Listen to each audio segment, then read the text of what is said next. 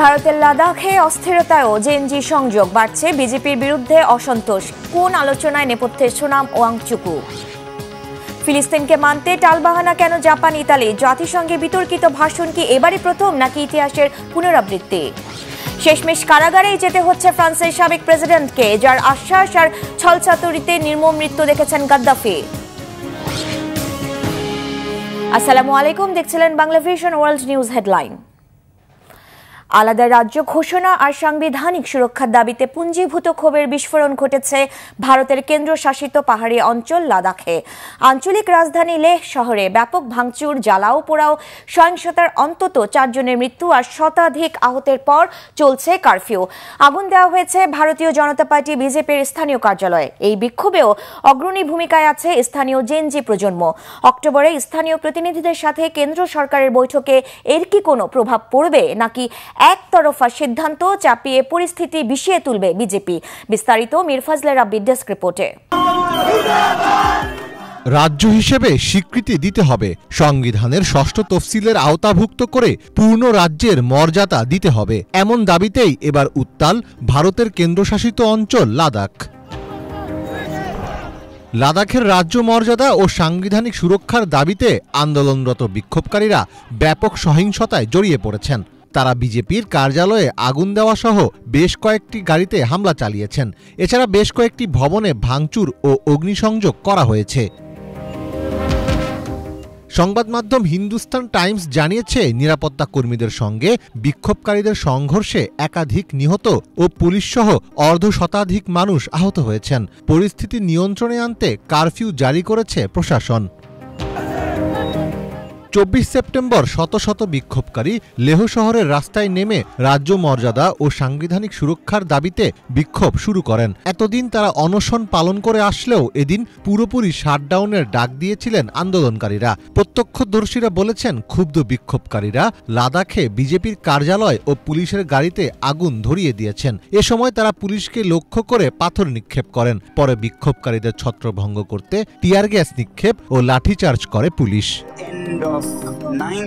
এই আন্দোলনের নেতৃত্ব দিচ্ছেন জলবায়ু কর্মী ও প্রকৌশলী সোনম ওয়াংচুক। বলিউডের জনপ্রিয় চলচ্চিত্র 3 ইডিয়টসের ফুনসুক ওয়াংডু চরিত্রটি তার জীবন থেকেই অনুপ্রাণিত। লাদাখকে রাজ্যের মর্যাদা দেওয়ার দাবিতে গত কয়েক বছর ধরেই আন্দোলন চলছে। এই আন্দোলনের অন্যতম মুখ ওয়াংচুক। যদিও চলমান সহিংসতার জন্য ওয়াংচুককেই দায়ী করছে কেন্দ্র সরকার। ওয়াংচুকের দাবি, লাদাখের জন্য একটি পৃথক পাবলিক সার্ভিস কমিশন গঠন করা, সেই সঙ্গে লেহ এবং কার্গিল জেলার জন্য পৃথক পৃথক লোকসভা আসনের বন্দোবস্ত করা। এটা এক ধরনের জেনজি বিপ্লব। যুব সমাজ হতাশা থেকে রাস্তায় নেমে এসেছে। তারা 5 বছর ধরে বেকার। তাদের চাকরি থেকে দূরে রাখার জন্য অজুহাতের পর অজুহাত তৈরি করা হচ্ছে। অন্যদিকে লাদাখে সুরক্ষা দিতেও সরকার ব্যর্থ হচ্ছে। আমি লাদাখের যুবকদের অনুরোধ করব, তোমরা সহিংসতার পথে যেও না। এতে আমাদের 5 বছরের প্রচেষ্টা ব্যর্থ হয়ে যেতে পারে। চীনের সঙ্গে ভারতের দীর্ঘ সীমান্তের একটি কৌশলগত এলাকা লাদাখ। এর পূর্বে তিব্বতের স্বায়ত্তশাসিত অঞ্চল এবং দক্ষিণে হিমাচল প্রদেশ। 1947 সাল থেকে এই অঞ্চলটি ভারত, পাকিস্তান এবং চীনের মধ্যে বিরোধের বিষয় হয়ে দাঁড়িয়েছে। নরেন্দ্র মোদী সরকার 2019 সালে লাদাখকে জম্মু ও কাশ্মীর থেকে পৃথক করে সরাসরি নয়াদিল্লির অধীনে নিয়ে গেলে বৌদ্ধ মুসলিম অধ্যুষিত অঞ্চলটি স্বায়ত্তশাসন হারায়। ভারতের স্বরাষ্ট্র মন্ত্রণালয় 2023 সাল থেকে লাদাখের নেতাদের সঙ্গে দাবিগুলো নিয়ে আলোচনা করছে। দেশটির কেন্দ্রীয় বিজেপি সরকার আগামী 6 অক্টোবর লাদাখের প্রতিনিধিদের সঙ্গে বৈঠকের ঘোষণা দিয়েছে। মীর ফজলে রাব্বি, বাংলা ভিশন। এদিকে লাদাখকে রাজ্য হিসেবে ঘোষণার আন্দোলনে আবার আলোচনায় উঠে এসেছেন নেপথ্যের নেতা সোনম ওয়াংচুকু। তাকে দমিয়ে দিতে তদন্ত সংস্থা সিবিআইকে মাঠে নামিয়েছে নরেন্দ্র মোদীর বিজেপি নেতৃত্বাধীন কেন্দ্রীয় সরকার, যার ঘটনাবহুল জীবন নিয়ে তৈরি মুভি ছিল ব্লকবাস্টার হিট। পেয়েছেন আন্তর্জাতিক পুরস্কারও। কে এই সোনম ওয়াংচুক? তাকে নিয়ে কেন এত আলোচনা? শহীদ আরাফাতের ডেস্ক রিপোর্ট। লাদাখকে আলাদা রাজ্যের মর্যাদা আদায়ের লক্ষ্যে তরুণ প্রজন্মকে নেতৃত্ব দিয়ে এবার নরেন্দ্র মোদী তথা বিজেপি নেতৃত্বাধীন ভারতের কেন্দ্রীয় সরকারের চোখের কাটা হয়েছেন সোনম ওয়াংচুক। যে মানুষটি ছিল বলিউডের ব্লকবাস্টার হিট মুভি 3 ইডিয়টসের অনুপ্রেরণা, সোনমকে দমিয়ে দিতে কেন্দ্রীয় তদন্ত সংস্থা সিবিআইকে মাঠে নামিয়েছে মোদী সরকার। আনা হয়েছে নিয়ম ভেঙে বিদেশি অনুদান নেয়ার অভিযোগ। কেন্দ্রীয় স্বরাষ্ট্রমন্ত্রী অমিত শাহের অভিযোগ, সনমের উস্কানিমূলক মন্তব্যের জেরেই অশান্ত হয়েছে লাদাখ। অনশন ভাঙিনি নেতাকর্মীরা রূপালী পর্দা ছাপিয়ে কেন এত আলোচনায় বাস্তব জীবনের র্যাঞ্চো। লাদাখকে রাজ্যের মর্যাদা দেওয়ার দাবিতে গত কয়েক বছর ধরেই আন্দোলন চলছে। গত 10 সেপ্টেম্বর কয়েকজন সঙ্গীকে নিয়ে অনশনে বসেন সনম। মূলত এরপরই তাকে নিশানা করে সিবিআই। সনমের 2টি প্রতিষ্ঠানের বিরুদ্ধে তোলা হয় নিয়ম ভেঙে অনুদান নেওয়ার অভিযোগ। যদিও তার দাবি 2022 থেকে 2024-এর নথিপত্র দেখতে চেয়ে 2020 থেকে 2021 সালের নথি তলব করছে সরকার। মূলত ফাঁসানোর জন্য এমন করা হচ্ছে বলে অভিযোগ তার। চলতি আন্দোলনে জেনজি প্রজন্মকে নেতৃত্ব দিয়ে নতুন করে আলোচনায় এসেছেন শিক্ষক ও গবেষক সনম ওয়াংচুক। সাধারণ মানুষের কাছে যিনি প্রথমবার পরিচিতি পান 3 ইডিয়টস সিনেমাটির মুক্তির পর। ওই সিনেমার কেন্দ্রীয় চরিত্র আমির খান বা র্যাঞ্চো দাস শ্যামল দাস চাচর ওরফে র্যাঞ্চো চরিত্রটি তৈরি করা হয়েছিল সনমের জীবন কাহিনীর আদলে। 1966 সালে লাদাখের লেহের আলচির কাছে জন্ম সনমের। 9 বছর বয়স পর্যন্ত তিনি কোনো স্কুলে ভর্তি হননি, কারণ তার গ্রামে কোনো স্কুল ছিল না। প্রাথমিক শিক্ষার হাতেখড়ি হয় মায়ের কাছে। পরে স্কুলে ভর্তি হলেও অন্য ছাত্রদের থেকে আলাদা হয় বলতে গেলে প্রায় বন্ধুহীন ছিল তার স্কুল জীবন। 1977 সালে একা দিল্লি পালিয়ে যান সনম। 1987 সালে মেকানিক্যাল ইঞ্জিনিয়ারিংয়ে উচ্চতর ডিগ্রি নেন national institute of technology Srinagar থেকে।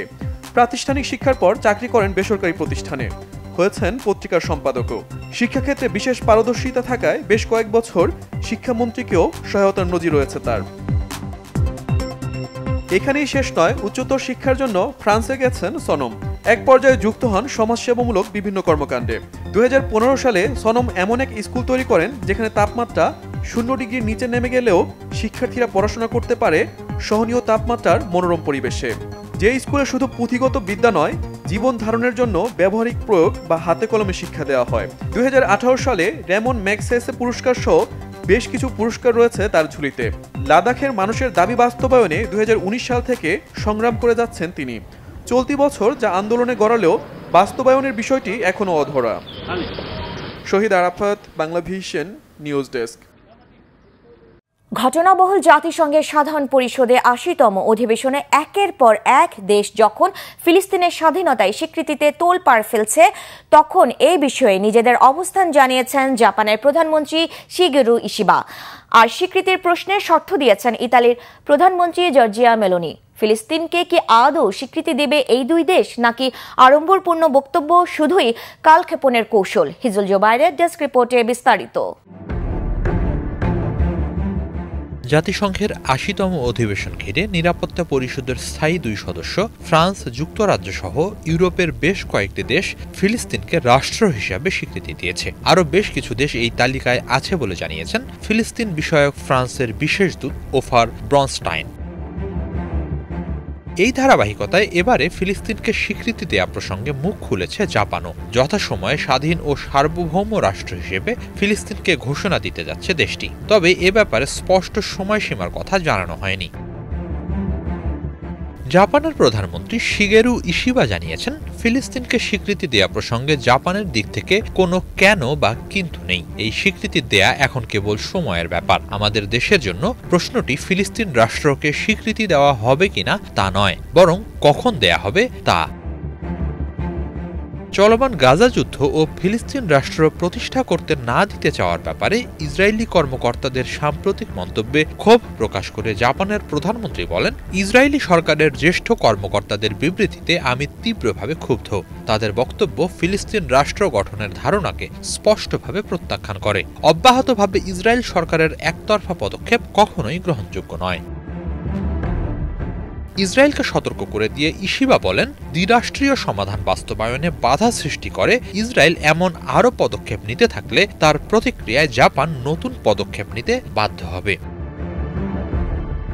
এরই মাঝে জাতিসংঘের প্রায় 80% সদস্য ফিলিস্তিনকে রাষ্ট্র হিসেবে স্বীকৃতি দিয়েছে। এরই ধারাবাহিকতায় G7 জোটভুক্ত প্রভাবশালী দেশ জাপানের স্বীকৃতি দেওয়ার বিষয়টি আলোচিত হচ্ছে। যুক্তরাষ্ট্রের ঘনিষ্ঠ মিত্র হলেও জাপান গাজা ইস্যুতে বিপরীতে অবস্থান করছে। তারা ফিলিস্তিন রাষ্ট্র প্রতিষ্ঠার পক্ষে। এ প্রসঙ্গে জাপানের প্রধানমন্ত্রী বলেন, সবচেয়ে গুরুত্বপূর্ণ বিষয় হল কিভাবে একটি স্বাধীন ও সার্বভৌম ফিলিস্তিন রাষ্ট্র টেকসইভাবে ইসরায়েলের পাশে অবস্থান করতে পারে।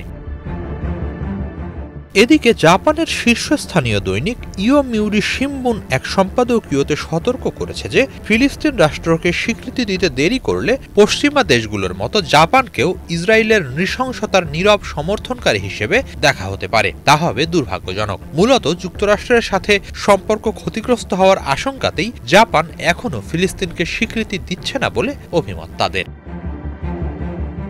এদিকে ফিলিস্তিনকে স্বীকৃতি দেওয়ার বিষয়ে দুইটি শর্ত বেঁধে দিয়েছে ইতালি। এ প্রসঙ্গে দেশটির প্রধানমন্ত্রী জর্জিয়া মেলোনি বলেছেন, ইসরায়েলি জিম্মিদের মুক্তি দেওয়া হলে এবং হামাস গাজা ত্যাগ করলে ফিলিস্তিন রাষ্ট্রকে স্বীকৃতি দেবে ইতালি। মেলোনির ক্ষমতাসীন জোট পার্লামেন্টে এই বিষয়ে একটি প্রস্তাব আনার পরিকল্পনা করছে বলে জানিয়েছে ইতালির রাষ্ট্রীয় সংবাদ মাধ্যম রাই নিউজ। হিজল জোবায়ের, বাংলা ভিশন। জাতিসংঘ সাধারণ পরিষদে এবারের বার্ষিক অধিবেশনে আলোড়ন তুলেছে ফিলিস্তিনকে স্বীকৃত প্রসঙ্গ।